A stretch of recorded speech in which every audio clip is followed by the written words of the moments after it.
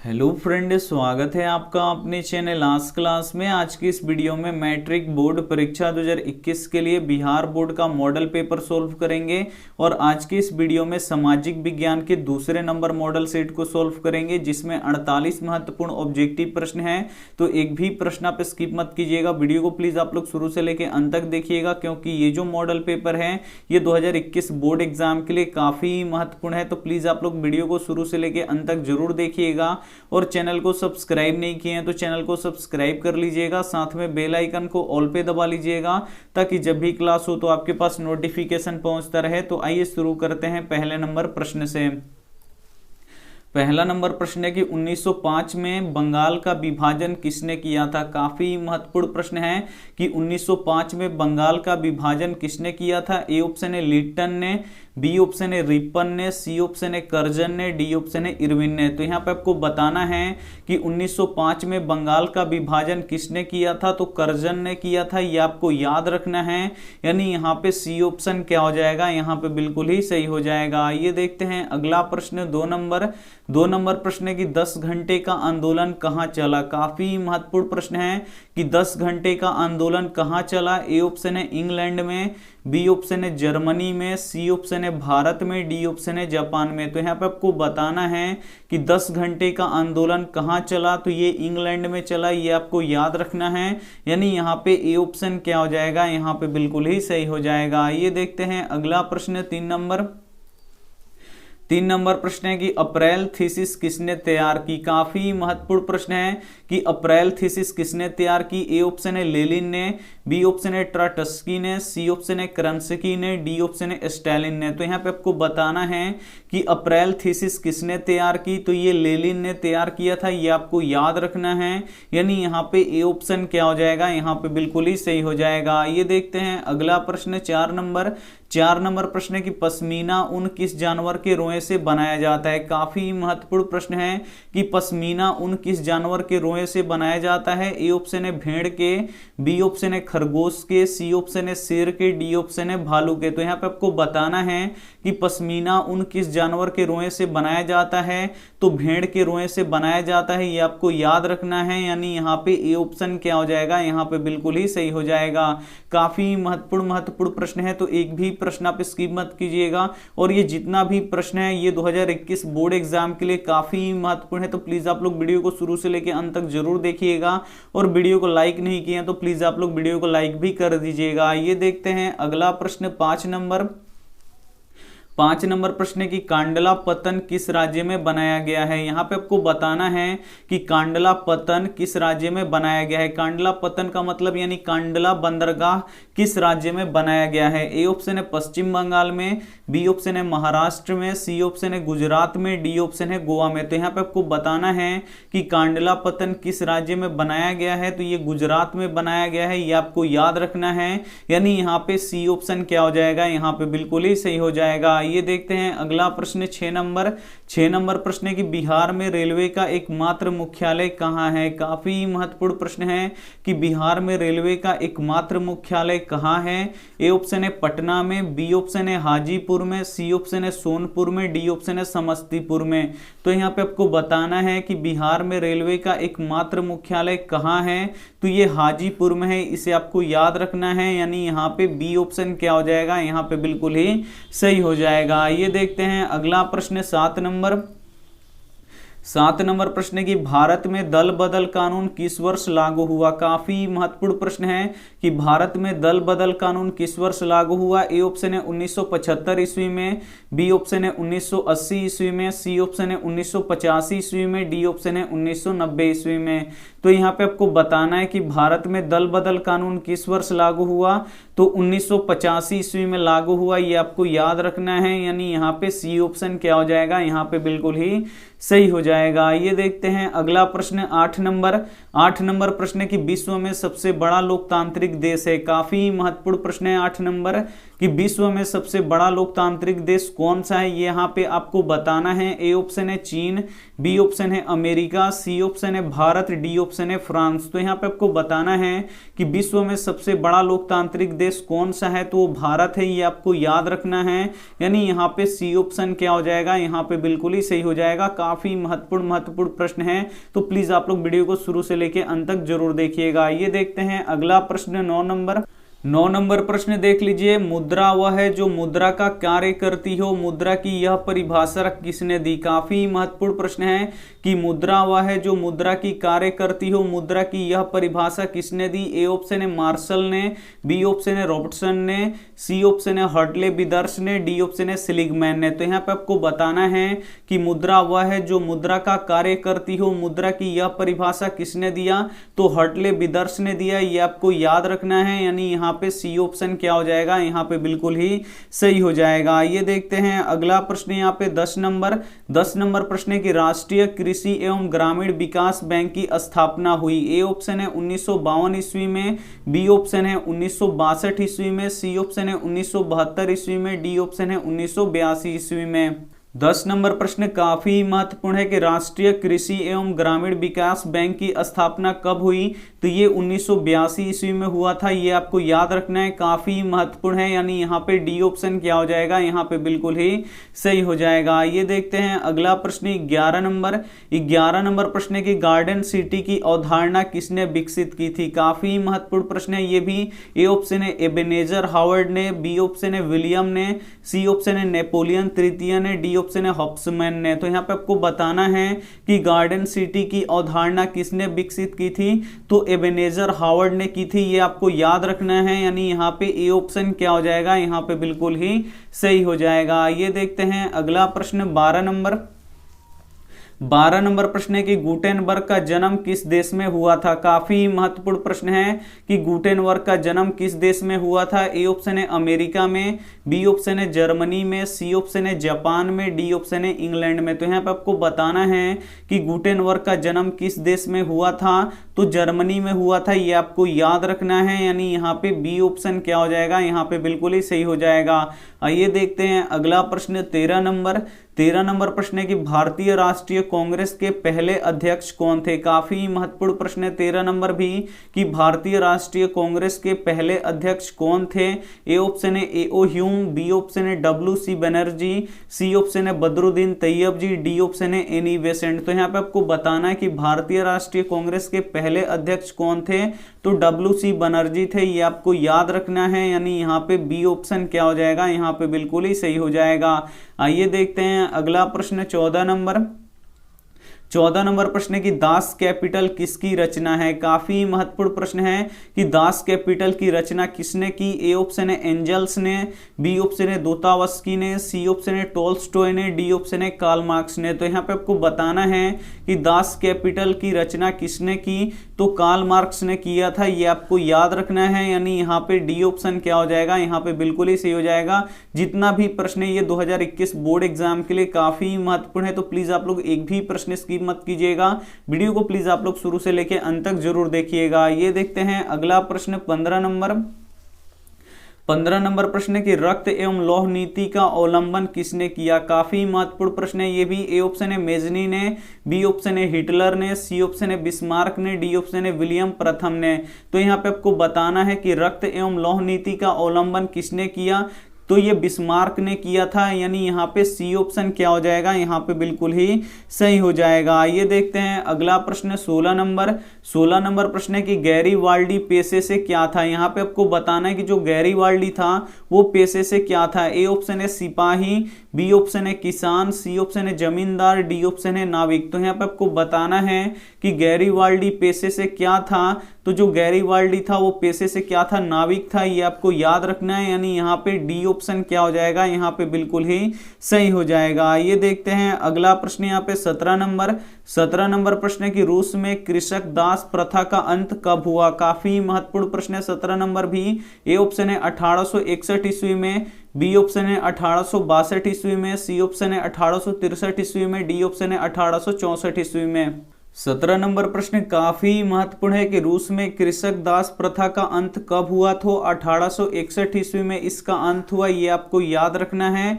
यानी यहाँ पे ए ऑप्शन क्या हो जाएगा, यहाँ पे बिल्कुल ही सही हो जाएगा। ये देखते हैं अगला प्रश्न 18 नंबर प्रश्न है कि the history of loss of Vietnam किसने लिखा। काफी महत्वपूर्ण प्रश्न है। ए ऑप्शन है हो ची मिन्ह, बी ऑप्शन है फान बोई चाउ, सी ऑप्शन है कुआंग, डी ऑप्शन है त्रिथु। तो यहाँ पे आपको बताना है कि the history of loss of Vietnam किसने लिखा। तो फान बोई चाउ ने लिखा, ये आपको याद रखना है। यानी यहाँ पे बी ऑप्शन क्या हो जाएगा, यहाँ पे बिल्कुल ही सही हो जाएगा। ये देखते हैं अगला प्रश्न 19 नंबर प्रश्न है कि पूर्ण स्वराज की मांग का प्रस्ताव कांग्रेस के किस वार्षिक अधिवेशन में पारित हुआ। ए ऑप्शन है 1929 लाहौर अधिवेशन, बी ऑप्शन है 1931 कराची अधिवेशन, सी ऑप्शन है 1933 कलकत्ता अधिवेशन, डी ऑप्शन है 1937 बेलगांव अधिवेशन। तो यहाँ पे आपको बताना है कि पूर्ण स्वराज की मांग का प्रस्ताव कांग्रेस के किस वार्षिक अधिवेशन में पारित हुआ। तो 1929 लाहौर अधिवेशन में ये पारित हुआ। यानी यहाँ पे ए ऑप्शन क्या हो जाएगा, यहाँ पे बिल्कुल ही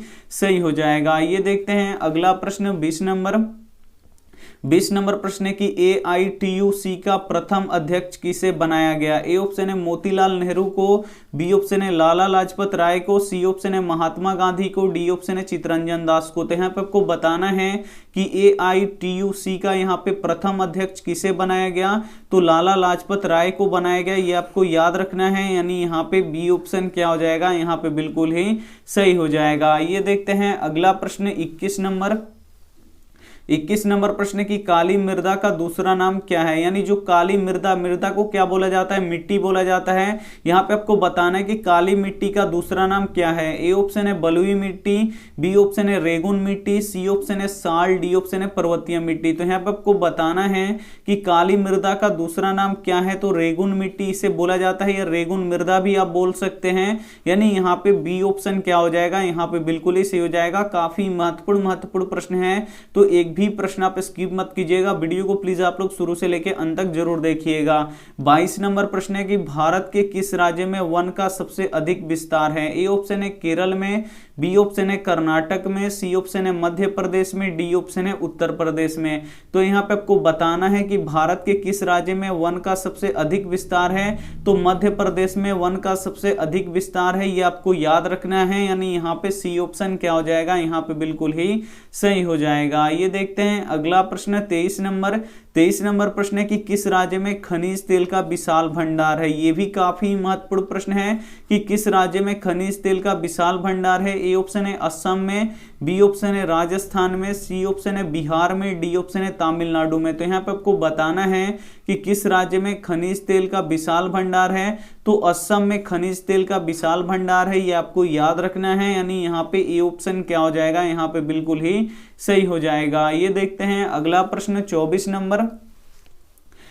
नंबर प्रश्न है इनमें से कौन उपभोक्ता उद्योग है। यहाँ पे आपको बताना है कि कौन उपभोक्ता उद्योग है। ए ऑप्शन है पेट्रो रसायन, बी ऑप्शन है लौह अयस्क, सी ऑप्शन है चितरंजन लोकोमोटिव, डी ऑप्शन है यहाँ पे चीनी उद्योग। तो यहाँ पे आपको बताना है कि इनमें से कौन उपभोक्ता उद्योग है। तो जो चीनी उद्योग है ये क्या है, एक उपभोक्ता उद्योग है, ये आपको याद रखना है। यानी यहाँ पे डी ऑप्शन क्या हो जाएगा, यहाँ पे बिल्कुल ही सही हो जाएगा। ये देखते हैं अगला प्रश्न 25 नंबर प्रश्न है कि नागपुर सड़क योजना के अंतर्गत सड़कों को कितने भागों में बांटा गया है। ए ऑप्शन है 4, बी ऑप्शन है 6, सी ऑप्शन है 2, डी ऑप्शन है 5। 25 नंबर प्रश्न काफी महत्वपूर्ण है। यहाँ पे आपको बताना है कि नागपुर सड़क योजना के अंतर्गत सड़कों को कितने भागों में बांटा गया है। तो 4 भागों में बांटा गया है, ये आपको याद रखना है। यानी यहाँ पे ए ऑप्शन क्या हो जाएगा, यहाँ पे बिल्कुल ही सही हो जाएगा। ये देखते हैं अगला प्रश्न 26 नंबर प्रश्न है कि कुशेश्वर स्थान किस जिले में स्थित है। ए ऑप्शन है वैशाली में, बी ऑप्शन है दरभंगा में, सी ऑप्शन है बेगूसराय में, डी ऑप्शन है भागलपुर में। तो यहाँ पे आपको बताना है कि कुशेश्वर स्थान किस जिले में स्थित है। तो ये दरभंगा में स्थित है, ये आपको याद रखना है। यानी यहाँ पे बी ऑप्शन क्या हो जाएगा, यहाँ पे बिल्कुल ही सही हो जाएगा। ये देखते हैं अगला प्रश्न 27 नंबर प्रश्न की संजय गांधी जैविक उद्यान किस नगर में स्थित है। ए ऑप्शन है राजगीर में, बी ऑप्शन है बोध गया में, सी ऑप्शन है बिहार शरीफ में, डी ऑप्शन है पटना में। तो यहाँ पे आपको बताना है कि संजय गांधी जैविक उद्यान किस नगर में स्थित है, तो ये पटना में स्थित है, ये आपको याद रखना है, यानी यहाँ पे डी ऑप्शन क्या हो जाएगा, यहाँ पे बिल्कुल ही सही हो जाएगा। आइए देखते हैं अगला प्रश्न 28 नंबर। 28 नंबर प्रश्न है कि 2001 में बिहार की कुल जनसंख्या थी। ए ऑप्शन है 8 करोड़ से कम, बी ऑप्शन है 9 करोड़ से अधिक, सी ऑप्शन है 8 करोड़ से अधिक, डी ऑप्शन है इनमें से कोई नहीं। तो यहाँ पर आपको बताना है कि 2001 में बिहार की कुल जनसंख्या थी, कितनी थी, तो 8 करोड़ से अधिक थी, ये आपको याद रखना है, यानी यहाँ पे सी ऑप्शन क्या हो जाएगा, यहाँ पे बिल्कुल ही सही हो जाएगा। ये देखते हैं अगला प्रश्न 29 नंबर। 29 नंबर प्रश्न है कि उच्चवाच्य प्रदर्शन के लिए हेस्यूर विधि का विकास किसने किया था। ए ऑप्शन है गुटेनबर्ग ने, बी ऑप्शन है लेहमान ने, सी ऑप्शन है गिगर ने, डी ऑप्शन है रिटर ने। तो यहाँ पे आपको बताना है कि उच्चवाच्य प्रदर्शन के लिए हेस्यूर विधि का विकास किसने किया था, तो लेहमान ने किया था, ये आपको याद रखना है, यानी यहाँ पे बी ऑप्शन क्या हो जाएगा, यहाँ पे बिल्कुल ही सही हो जाएगा। बोर्ड परीक्षा में अब काफी कम समय बचा है और मॉडल पेपर ही एक जरिया है जिसका आप लोग को रिवीजन बहुत ही तेजी से होता है, और जो प्रश्न आपको इसमें से अगर आपको याद नहीं है तो प्लीज आप लोग नोटबुक पे इसे लिख के जरूर याद कीजिए। इसका पीडीएफ हम सेंड कर देंगे, उसमें से आप लोग लिख के याद कीजिए, लेकिन अब आप लोग याद कीजिए, अब परीक्षा में बहुत ही कम समय बचा है, तो प्लीज आप लोग अभी से भी बहुत ही अच्छे तरीके से तैयारी कीजिए। अच्छे से तैयारी कीजिएगा तो आपका बहुत ही अच्छा नंबर आएगा, और जो आपका सपना है वो भी पूरा होगा और आपके घर वालों का भी सपना यहाँ पे पूरा होगा। तो प्लीज उस सपने को आप लोग पूरा कीजिए। अब मात्र यहाँ पे 45 दिन बचा है, तो 45 के 45 दिन आपको काफी अच्छी तरीके से यहाँ पे तैयारी करना है ताकि आपकी तैयारी बहुत ही अच्छी हो पाए। तो जितना हमसे हो सकेगा उतना हम आपके लिए करेंगे, अच्छा करेंगे, लेकिन आपको क्या करना है, बहुत ही मन लगा के पढ़ाई करना है। तो आप लोग ठान लीजिए कि हमें मन लगा के पढ़ाई करना है और काफी अच्छा नंबर लाना है। आइए देखते हैं यहाँ पे अगला प्रश्न, यहाँ पे 30 नंबर। 30 नंबर प्रश्न यहाँ पे देखिए, निम्न में से कौन सा उद्योग चूना पत्थर को कच्चे माल के रूप में प्रयोग करता है। ए ऑप्शन है एल्यूमिनियम, बी ऑप्शन है चीनी उद्योग, सी ऑप्शन है सीमेंट उद्योग, डी ऑप्शन है पटसन उद्योग। तो यहाँ पे आपको बताना है कि निम्न में से कौन सा उद्योग चूना पत्थर को कच्चे माल के रूप में प्रयोग करता है, तो सीमेंट उद्योग करता है, ये आपको याद होना चाहिए, यानी यहाँ पे सी ऑप्शन क्या हो जाएगा, यहाँ पे बिल्कुल ही सही हो जाएगा। ये देखते हैं अगला प्रश्न 31 नंबर। 31 नंबर प्रश्न है कि भारत में औरतों के लिए आरक्षण की व्यवस्था किस संस्था में है। ए ऑप्शन है लोकसभा में, बी ऑप्शन है विधानसभा में, सी ऑप्शन है मंत्रिमंडल में, डी ऑप्शन है पंचायती राज व्यवस्था में। तो यहाँ पे आपको बताना है कि भारत में औरतों के लिए आरक्षण की व्यवस्था किस संस्था में है, तो ये किस संस्था में है, तो पंचायती राज व्यवस्था में। ये आपको याद रखना है, 50% आरक्षण है, साथ में ये भी आपको यहाँ पे याद रखना है, यानी यहाँ पे डी ऑप्शन क्या हो जाएगा, यहाँ पे बिल्कुल ही सही हो जाएगा। ये देखते हैं अगला प्रश्न 32 नंबर। 32 नंबर प्रश्न है कि लोकसभा में निर्वाचन हेतु कुल सीटों की संख्या है। ए ऑप्शन है 542, बी ऑप्शन है 544, सी ऑप्शन है 543, डी ऑप्शन है 545। तो यहाँ पे आपको बताना है कि लोकसभा में निर्वाचन हेतु कुल सीटों की संख्या कितनी है, तो 543 है, ये आपको याद रखना है, यानी यहाँ पे सी ऑप्शन क्या हो जाएगा, यहाँ पे बिल्कुल ही सही हो जाएगा। ये देखते हैं अगला प्रश्न 33 नंबर। 33 नंबर भी प्रश्न काफी महत्वपूर्ण है कि निम्नलिखित में से कौन भारतीय किसान यूनियन के नेता थे।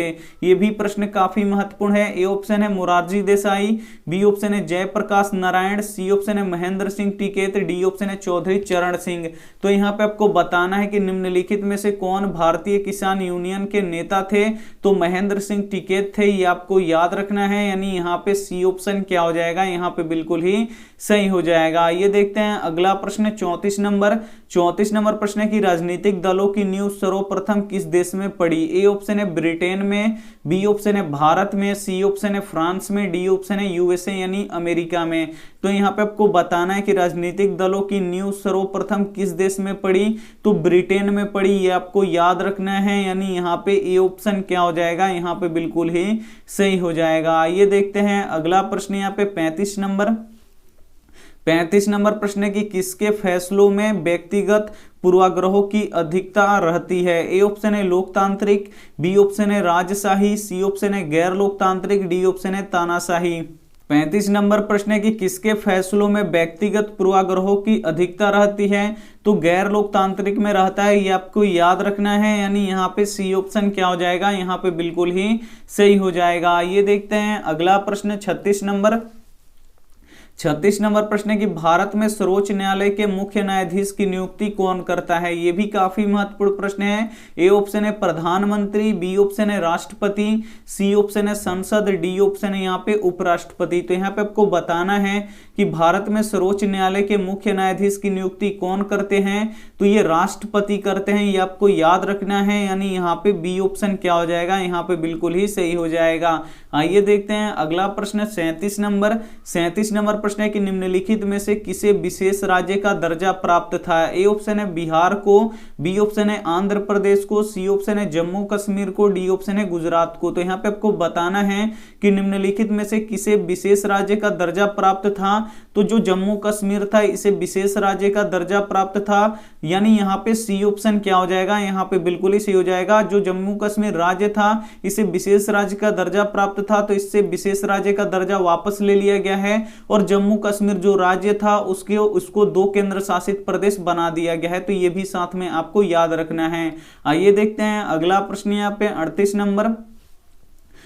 नंबर प्रश्न है कि सूचना के अधिकार आंदोलन की शुरुआत कहां से हुई? ए ऑप्शन है राजस्थान से, बी ऑप्शन है दिल्ली से, सी ऑप्शन है तमिलनाडु से, डी ऑप्शन है बिहार से। तो यहाँ पे आपको बताना है कि सूचना के अधिकार आंदोलन की शुरुआत कहां से हुई? तो ये राजस्थान से हुआ, ये आपको याद रखना है, यानी यहाँ पे ए ऑप्शन क्या हो जाएगा, यहाँ पे बिल्कुल ही सही हो जाएगा। जितना भी हम प्रश्न आपको करवा रहे हैं वो 2021 बोर्ड एग्जाम के लिए काफी महत्वपूर्ण है, तो आप लोग प्लीज वीडियो को शुरू से लेकर अंत तक जरूर देखिएगा। और इसमें से जो भी प्रश्न आपको याद नहीं है तो प्लीज आप लोग उसे लिख के आप लोग जरूर याद कर लीजिएगा, इसका हम पीडीएफ आपको सेंड कर देंगे। आइए देखते हैं अगला प्रश्न यहाँ पे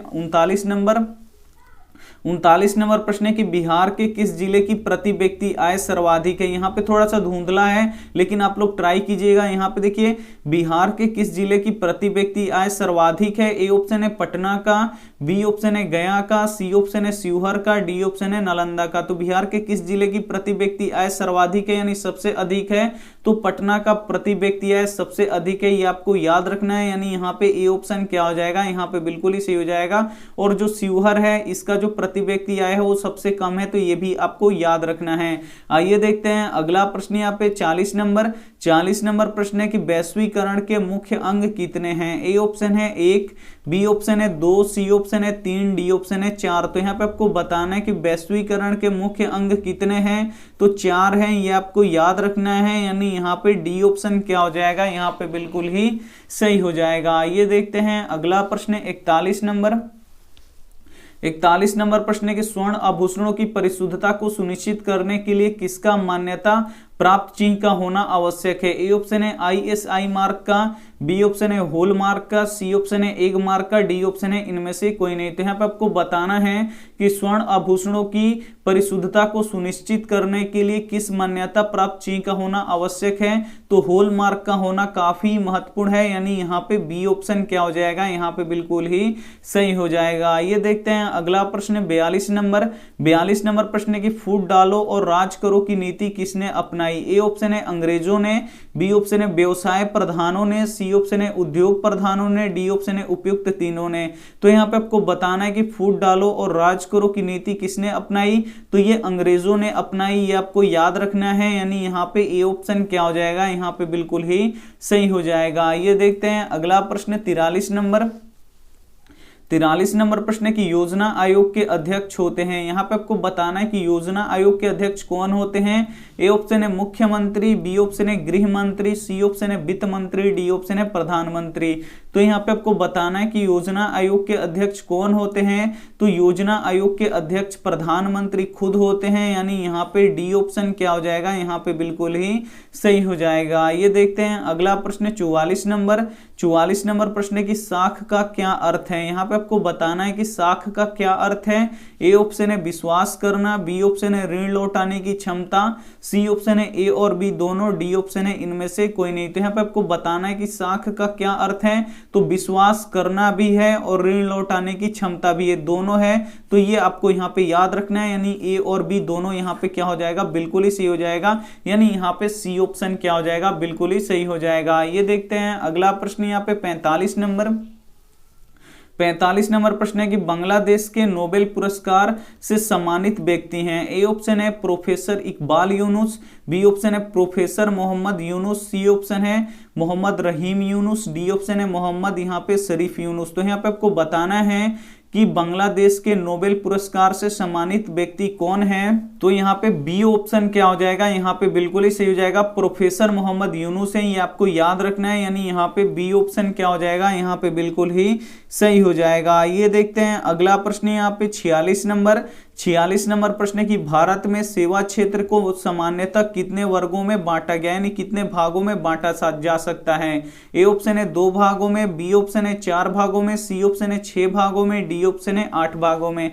तो यहाँ पे आपको बताना है कि भारत में सेवा क्षेत्र को सामान्यतः कितने भागों में बांटा जा सकता है। तो 2 भागों में बांटा जा सकता है, ये आपको याद रखना है, यानी यहाँ पे ए ऑप्शन क्या हो जाएगा, यहाँ पे बिल्कुल ही सही हो जाएगा। ये देखते हैं अगला प्रश्न है 47 नंबर प्रश्न है कि WTO का विस्तृत रूप है। यहाँ पे आपको बताना है कि WTO का विस्तृत रूप क्या है, यानी पूरा इसका नाम फुल फॉर्म क्या है, ये आपको यहाँ पे बताना है। तो इसका फुल फॉर्म क्या होता है, वर्ल्ड ट्रेड ऑर्गेनाइजेशन होता है, ये आपको याद रखना है, यानी यहाँ पे बी ऑप्शन क्या हो जाएगा, यहाँ पे बिल्कुल ही सही हो जाएगा। यहाँ पे क्या है, WTO का फुल फॉर्म क्या होता है, तो वर्ल्ड ट्रेड ऑर्गेनाइजेशन होता है, ये आपको यहाँ पे याद रखना है। आइए देखते हैं अगला प्रश्न 48 नंबर प्रश्न है सूखा किस प्रकार की आपदा है। यहाँ पे आपको बताना है कि जो सुखाड़ आता है वो किस प्रकार की आपदा है, ये आपको बताना है। ए ऑप्शन है प्राकृतिक आपदा, बी ऑप्शन है मानवीय आपदा, सी ऑप्शन है सामान्य आपदा, डी ऑप्शन है इनमें से कोई नहीं। तो जो सुखाड़ होता है या सूखा होता है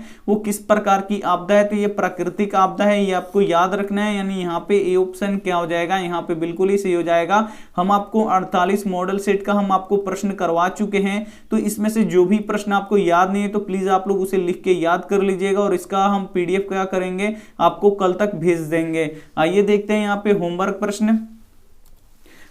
प्रश्न यहाँ पे देखिए, भाखड़ा नांगल परियोजना किस नदी पर स्थित है। ये भी काफी महत्वपूर्ण प्रश्न है कि भाखड़ा नांगल परियोजना किस नदी पर स्थित है। ए ऑप्शन है नर्मदा नदी पर, बी ऑप्शन है झेलम नदी पर, सी ऑप्शन है सतलज नदी पर, डी ऑप्शन है गंगा नदी पर। तो जो भी आपको ऑप्शन इसमें से सही लगे वो आप हमें कॉमेंट करके जरूर बताइएगा, आपके कॉमेंट का यहाँ पे इंतजार रहेगा। वीडियो को लाइक नहीं किए तो प्लीज आप लोग वीडियो को लाइक कर दीजिएगा, और आपके परीक्षा में बहुत ही कम समय अब बच चुका है, तो आप लोग क्या कीजिए कि ज्यादा इधर उधर मत रहिए, आप लोग पढ़ाई पे ज्यादा आप लोग फोकस कीजिए, और जितना ज्यादा हो सके उतना ज्यादा आप लोग क्या कीजिए, रिवीजन कीजिए, रिवीजन ही अब आपके काम आएगा। तो प्लीज आप लोग रिवीजन पे काफी ध्यान लगाइए, और इस वीडियो को अपने दोस्तों के पास जरूर शेयर कीजिएगा, और चैनल को अभी तक आप सब्सक्राइब नहीं किए हैं तो सब्सक्राइब करके साथ में बेल आइकन को ऑल पे दबा लीजिएगा। थैंक यू फॉर वॉचिंग, मिलते हैं अगली वीडियो में, तब तक अपना ध्यान रखिए, मन लगा के पढ़ाई कीजिए, टेक केयर एंड बाय।